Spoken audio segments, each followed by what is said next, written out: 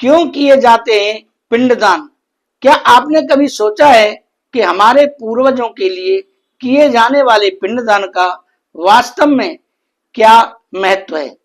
क्या सच में इससे हमारे पितरों की आत्मा को शांति मिलती है, या यह केवल एक परंपरा बनकर रह गई है?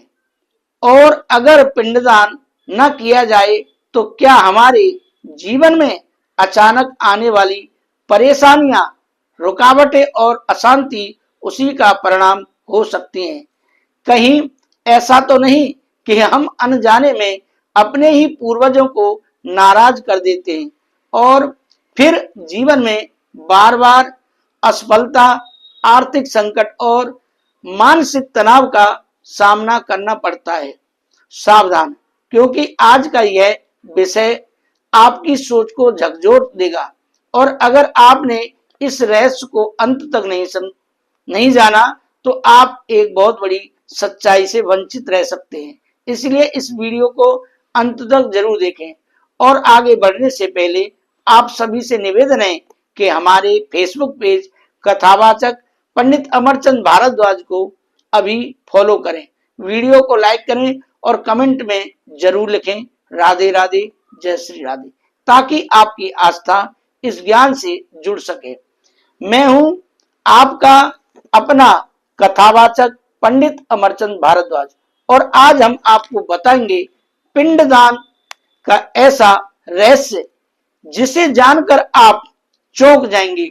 सबसे पहले समझते हैं पिंडदान होता क्या है। पिंडदान एक ऐसी धार्मिक प्रक्रिया है जिसमें हम अपने पूर्वजों यानी पितरों की आत्मा की शांति के लिए अन्न, जल और तिल अर्पित करते हैं। शास्त्रों के अनुसार जब किसी व्यक्ति की मृत्यु होती है तो उसकी आत्मा एक विशेष अवस्था में रहती है और उसे शांति और मोक्ष प्राप्ति करने के लिए अपने वंशजों की श्रद्धा और कर्म की आवश्यकता होती है। अब एक महत्वपूर्ण प्रश्न है कि पिंडदान क्यों किया जाता है। हमारे धर्म में पितृ ऋण की अवधारणा है। इसका अर्थ है कि हम अपने माता पिता और पूर्वजों के ऋणी होते हैं, क्योंकि उन्होंने हमें जीवन दिया, संस्कार दिए और इस दुनिया में आने का अवसर दिया। पिंडदान के माध्यम से हम उस ऋण को चुकाने का प्रयास करते हैं। यह केवल एक धार्मिक कर्म नहीं, बल्कि अपने पूर्वजों के प्रति कृतज्ञता व्यक्त करने का एक तरीका है। अब एक गहरा रहस्य, अगर पितरों को संतुष्टि नहीं मिलती तो क्या होता है। शास्त्रों में कहा गया है कि असंतुष्ट पितरों अपने वंशजों के जीवन में बाधाएं उत्पन्न कर सकते हैं। इसे पितृदोष भी कहा जाता है। इसके कारण व्यक्ति को बार बार असफलता, धन की कमी, विवाह में बाधा और मानसिक तनाव जैसी समस्याओं का सामना करना पड़ सकता है। यही कारण है कि पिंडदान और श्राद्ध को इतना महत्वपूर्ण माना गया है। अब एक रोचक तथ्य, पिंडदान में चावल के आटे या पके हुए चावल से पिंड बनाए जाते हैं।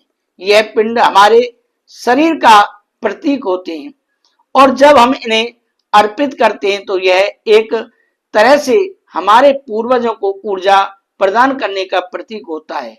अब सवाल उठता है कि पिंडदान कब और कहां करना चाहिए। पितृपक्ष के दौरान पिंडदान करना सबसे शुभ माना जाता है। इसके अलावा कुछ विशेष स्थान भी हैं जहां पिंडदान का विशेष महत्व है, जैसे और इन स्थानों पर पिंडदान करने से विशेष फल की प्राप्ति होती है। अब अंत में बात करते हैं उपायों की। अगर आप चाहते हैं आपके पितरों की कृपा आपके जीवन पर बनी रहे तो हर साल पितृपक्ष में श्राद्ध और पिंडदान अवश्य करें। गरीबों और ब्राह्मणों को भोजन कराएं और दान दें। घर में अपने पूर्वजों का सम्मान करें और उनके नाम से पुण्य कार्य करें।